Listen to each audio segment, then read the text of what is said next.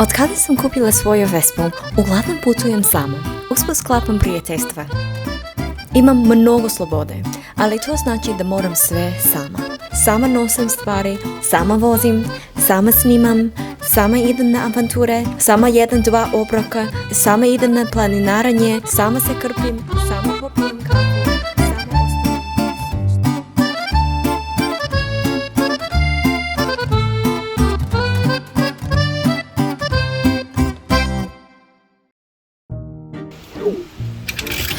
Ko mi piše dok vozim? Vidim da si u Vrnjačkoj Banji. Kako ti je tamo? Ručam. Vespa je na tečnoj dijeti. Ne jede pečenje. Pala si sa Vespe. Jesi okej? Okej sam, ali sedište se pocepala. Bitno da si ti okej. Ali je iskrivio prednji točak. Popravit ću. Kako je vreme? Hvala ti. Random. Pola sunčano, pola apokaliptično. Odmori večeras. Javi mi kad stigneš. Gle koliko je lepa tvoja Srbija. Najlepše je. Stigla sam.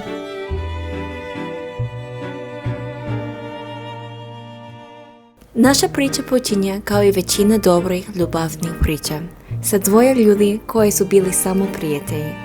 Tada, iskreno, više nisam imala ni želje, ni vere u ljubav. Radujem se našem drugom susretu, ali još ne znam kada će nam svemir dati. Ma nije to do svemira. Uvijek možemo da se sretnemo ako to poželimo. Shvatila sam da je on bio u pravu. Ne možemo sve prepustiti sudbini. Ako nešto stvarno želimo, moramo da radimo na tome. Tako da sljedećeg dana on se probudio rano i vozio 2 sata da mi pomogne da snimam. Ili da me vidi. Nisam bila sigurna.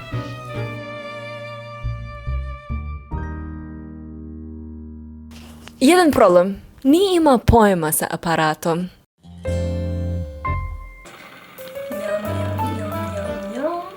Jedem. Kako ti se čini? Nikako. Naučit će. Ajmo odmah na praksu. Sad? Sad? Sad? Bravo, Žare. Je baš ti sad stabilno. Nema 2 puta da kažeš. Ako vam zanima kako je Žara radio posao, možete pogledati našu reklamu za Hotel Suncu na Instagramu. Ostavit ću link u opisu. Sada nastavimo na priču. Odmah pored Sokobanje nalazi se misteriozna srpska piramida, planina Rtanj. Ja sam htjela danas da se penjam do vrha, da tražim vanzemaljce i skupljam lekovite biljke. Ali po sinoć je pao previše kiša. Kao što možete vidjeti ima potok. Užasno je, tako da stvarno sam htjela da penjam, ali danas nije baš taj dan. Užasno. Ali ne brinite, uspjeli smo da se popnemo 2 mjeseca kasnije sa našim drugarom Đoletom. Baš je bilo lepo. Ali nismo odustali od planinaranja. Ja sada, kada montiram ove snimke 5 mjeseci kasnije, sjećam se ovih prvi nevinih koraka prema nečemu višem od prijateljstva. Kada smo se izgubili u šumi i smijeli smo se o našoj volji da ne odustanemo.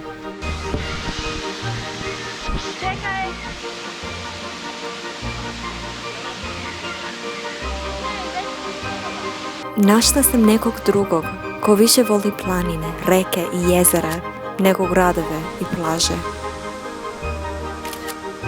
Kampovanje, domaću hranu i prirodu više nego fancy restorane, rezorte i barove. Neko za koga nisam morala da se menjam.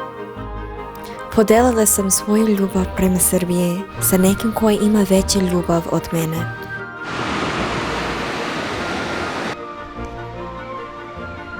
I ove trenuci koji podelim sa vama su ti trenuci kada sam se polako zaljubljivala u njega.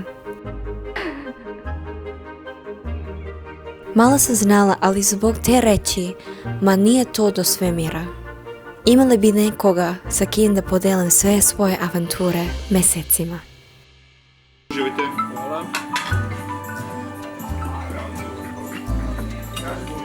Ja vjerojatno ću popodne tek do 12, ne znam kako je. Svakako se čujemo, ako ne, danas. Malo je bilo teško da se odvojimo, ali idemo Niš! Hey guys, guess what? I'm in Niš! Niš, mesto antičkog rimskog grada Nais i je rođeno mesto rimskih carevi Konstantina Veliki i Konstancija III. Samo sekund! So come with me to Niš. Sve će si bude. I naravno, dok sam tu, morala sam da posjetim Vespa klub Naisus, koji drži lokal, koji je uvek pun. Vespa bar. Postao je moj najomiljeniji Vespa lokal na Balkanu. Nije moj prvi put u Nišu, tako da ovaj put sam pitala moja drugaricu da mi pokaže nešto novo. I to znači da smo uživali u predstavi u Narodnom pozorištu i u hramu Svete Trojice, koji su u to vreme bili domaćini festivala horske duhovne muzike. Čuli smo horove iz Doboja, Leskovca, Polske, Skoplja i naravno domaćina Niša. Mislim da nema potrebe da mnogo pričamo o tome, mi smo i domaćini ovog festivala, normalno sa eparhijom Niškom i gradom.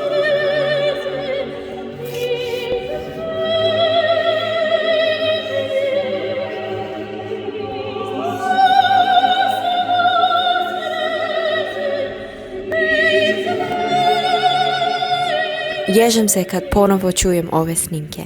I naravno malo po prirodi. Naime, do Niške banje. Evo je vaša srpska Dora the Explorer. Ova biljka. Biljka! Kakav neverovatan pogled na treći najveći grad u Srbiji. Još jednom velika hvala mojim domaćinima iz Niša. Kratko je 2,5 dana u Nišu. Znate li kad neko dođe u vaš život i jednostavno se osjećate kada je taj neko od uvek bio tu i da se ništa nije promenilo? Stara planina je bila mjesto kada smo počeli da se osjećamo prijatnije u onome što smo prirodno postajali. Ovo je bila neplanirana, nenamerna, ljubavna priča koja se polako razvijala. Više nisam bila ona Liz koja traži nekoga da popuni prazninu u svom srcu. Ona koja bi izgubila svoj identitet i zaboravila šta je želela u životu, da ne bi bila sama. Ova Liz je bila Liz koja je potpuno srećna sama. Liz koja je provela prošlu godinu praveći mnogo greške i učeći iz njih i kroz padove i uspone trudila se da stvori život kakav je od uvek zamišljala. Kada je prvi put došla u Srbiju pre 3 godine i uspela je. To je bila ona Liz koju je Žarko upoznao. I iako je njegov put bio duži, ispunjen njegovim sopstvenim izazovima, mi smo se sreli uglavnom u istom trenutku u našim životima.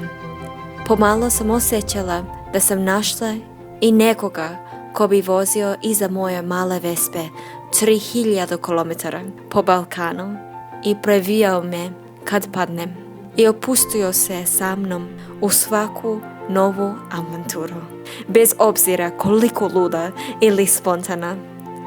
Valjda, kada sam naučila da volim sebe i stvorila sebi lep život, svemir je odlučio da je pravo vreme da mi da nekoga sa kim mogu da ga podelim.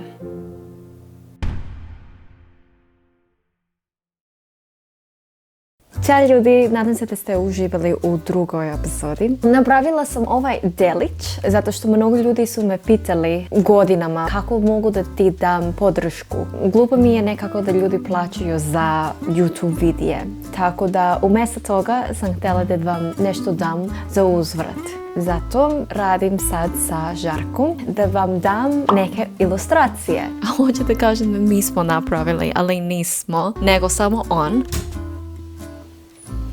Ne, šta radiš?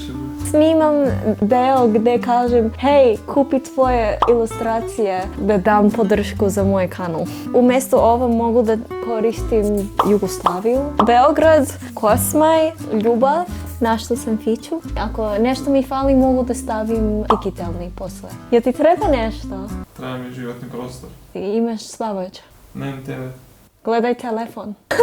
Anyway, ovo je custom Vespu koju on napravio za mene. Ako se sjećate, u ovaj video Vespa je pocepala sedište i zato je on stavio flaster na sedištu. Mogu ceo dan da vam pokažem ilustracije. Da li možeš da pošalješ ilustracije u inostranstvu? Aha, čekaj. Evo. Joj!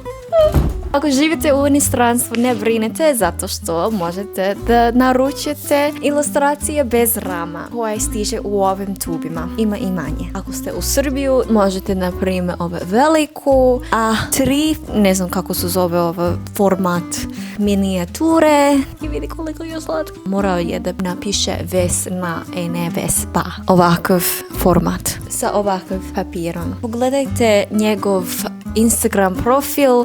Ako nešto vam se sviđa, piši mu. To bi nam mnogo značilo. Eto, vidimo se uskoro u Crnu Goru u 3. epizodi. Ćao!